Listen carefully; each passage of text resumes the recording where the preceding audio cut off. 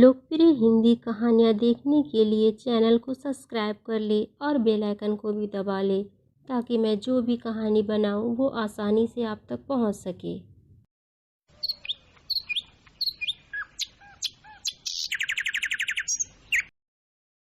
सीतापुर गांव में रहने वाला सरजू एक बहुत बड़ा जमींदार था।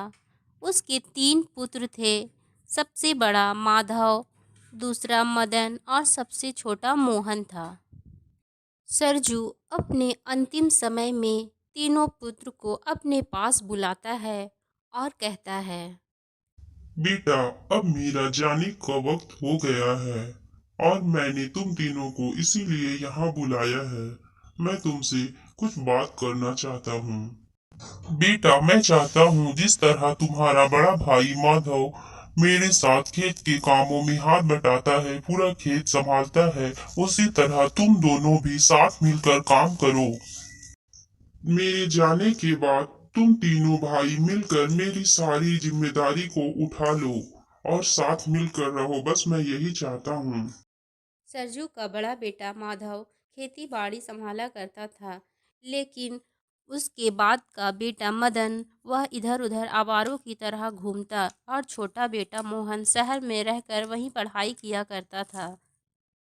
सरजू के मृत्यु के बाद उसका बड़ा बेटा माधव सारी जिम्मेदारी अपने कंधों पर ले लेता है, क्योंकि मंझला बेटा मदन इधर उधर आवारों की तरह घूमता है, वह कुछ भी नहीं करता। मोहन अपने पिता के मृत्यु के बाद शहर चला जाता है। बेचारा माधव पर ही सारी जिम्मेदारी आ जाती है। माधव सुबह उठते ही खेत की ओर निकल पड़ता ताकि वहाँ का काम कर सके। गांव के भी बहुत लोगों को उसने रोजगार दे रखी थी, जिससे गांव के सभी लोग उससे बहुत खुश रहते थे।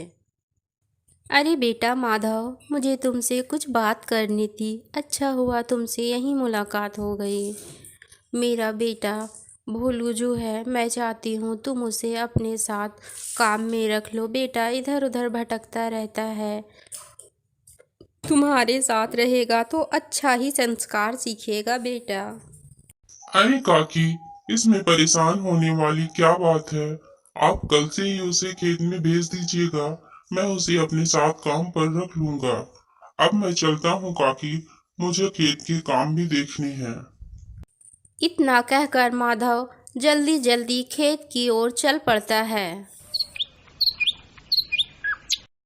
अरे रोहन, अच्छा हुआ तुमसे मुलाकात हो गई। मैं तुम्हें ही ढूंढ रहा था। तो वो खेत का काम कैसा चल रहा है? सब ठीक है ना? मैं तो वहां तक जा ही नहीं पा रहा हूँ, इसलिए देखा नहीं। सभी लोग अच्छे से काम कर रहे हैं ना? माधव सारी जिम्मेदारियां बहुत अच्छे से उठाया करता। गांव के इतने सारे लोगों को रोजगार भी दिया करता ताकि गांव की गरीबी भी दूर हो सके। इससे गांव के सभी लोग उसे बहुत दुआ दिया करते थे। माधव अपने बीवी बच्चों को लेकर खेत दिखाने आता। इससे बच्चे और उसकी पत्नी बहुत खुश हुआ करते। बहुत मेहनतों के बाद अब माधव की खेती बहुत अच्छे से होने लगती है। गांव वाले भी बहुत खुश हो जाते हैं। एक दिन खबर मिलती है कि उसके खेत में सोने के फसल उगे हैं। ये खबर सुनते ही माधव फौरन ही अपने खेत में जा पहुंचता है। वहां जाकर उसे देख के वह बहुत खुश हो जाता है। वहां पूरे खेत में सोने की फसल उगे होते हैं। ये देख माधव हैरत अंगेज हो जाता है। उसे समझ ही नहीं आता ये कैसे हुआ। गांव वाले भी सारे हैरान हो जाते हैं। माधव भैया, ये देखिए क्या हो गया है आपके खेत में। ये सारी फसल सोने की हो गए हैं। मुझे तो यकीन ही नहीं हो रहा। हाँ रोहन, यकीन तो मुझे भी नहीं हो रहा। ये सब कैसे हो गया है?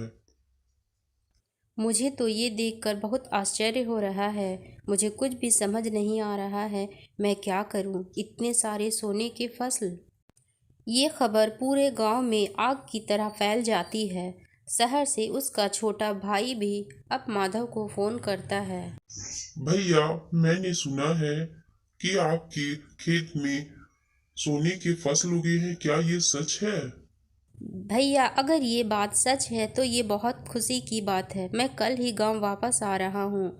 मैंने एक बहुत बड़े व्यापारी से बात भी की है। मैं आकर आपसे मिलता हूँ। माधव का मंझला भाई भी अब अपने भाई से मिलने के लिए चला आता है। अब तीनों भाई अपने बड़े भाई से मिलने खेत चले जाते हैं। अरे मदन, मोहन, तुम दोनों आ गए। ये देखो, ये हमारी फसल पूरी सोने की हो गई है। मुझे तो कुछ समझ में नहीं आ रहा है मैं क्या करूं। मैं तो बहुत खुश हूं और परेशान भी। दोनों भाई सोने की खेत देखकर बहुत खुश हो जाते हैं। अरे भैया, इसमें परेशान होने वाली कौन सी बात है? आप परेशान क्यों हो रहे हैं? ये तो बहुत खुशी की बात है कि अपनी जमीन में सोने की फसल उगी है। ये तो बहुत बड़ी खुशखबरी है। मैंने शहर में एक बहुत बड़े व्यापारी से बात भी कर ली है इन सोने की फसल को खरीदने की। वो कल ही आएगा देखने। आप चिंता ना करें, इसके हमें बहुत सारे पैसे भी मिलेंगे। हाँ भैया, मोहन बिल्कुल ठीक कह रहा है। हम इन सोने के फसल को बेचकर पैसा ले लेंगे। इससे हमें बहुत फायदा होगा। आखिर मोहन शहर में रहता है, वह बड़े बड़े व्यापारियों को जानता होगा। इससे अच्छा और कुछ नहीं हो सकता। ठीक है भाई, अब तुम लोग घर जाओ। तुम लोग बहुत थक गए होगे। मैं थोड़ी देर में खेत के काम निपटा कर आता हूँ। माधव बहुत अच्छे और साफ दिल का होता है। वह अपने भाइयों को घर जाकर आराम करने के लिए कहता है। माधव के साथ काम करने वाला उसका दोस्त उसे समझाता है और कहता है। क्या माधव, सारी मेहनत तुम्हारी, और देखो फल लेने के लिए तुम्हारे भाई आ गए।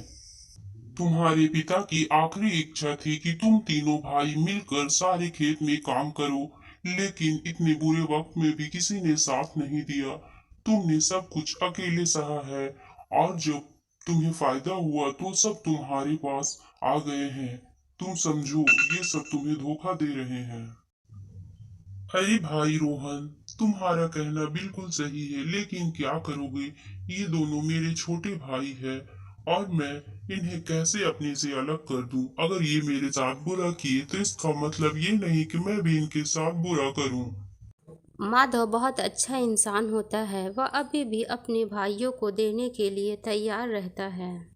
अगले ही दिन मोहन उस व्यापारी को बुलाकर सारे सोने के फसल दिखा देता है और उसकी खरीदारी की बात भी कर लेता है। भैया, सारी बात हो गई है। मैंने उस व्यापारी को सारी फसल दिखा दी है। वो अच्छी रकम देने को भी तैयार है। भैया, हम और भाई चाहते हैं कि आप हमारा हिस्सा हमें दे दें। अब माधव को सब समझ आ गया था कि ये दोनों अपने लालच से यहाँ आए हैं और अब खेत का हिस्सा करने के लिए कह रहे हैं। तुम लोगों को शायद याद नहीं हो, लेकिन पिताजी ने सारी जमीन मेरे नाम कर दी है, और कहा था तुम लोग मेरे साथ मिलकर काम करोगे तभी तुम लोगों का इस जायदाद में हिस्सा होगा। लेकिन तुम लोगों ने तो मेरे साथ काम ही नहीं किया, तो ये तुम्हारा नहीं है। अब दोनों भाइयों को समझ में आ गया था कि वो लोग कितनी बड़ी गलती कर चुके हैं। इसलिए वह अब अपने भाई से माफ़ी मांगते हैं।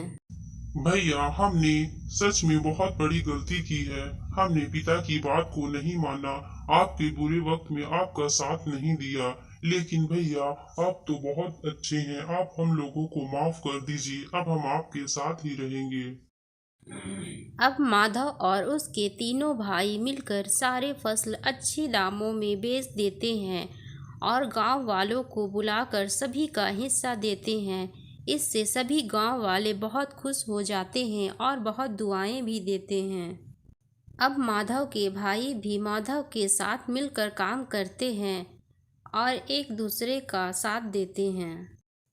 आज माधव को यकीन हो जाता है कि आज उसके पिताजी की आत्मा को शांति मिल गई होगी।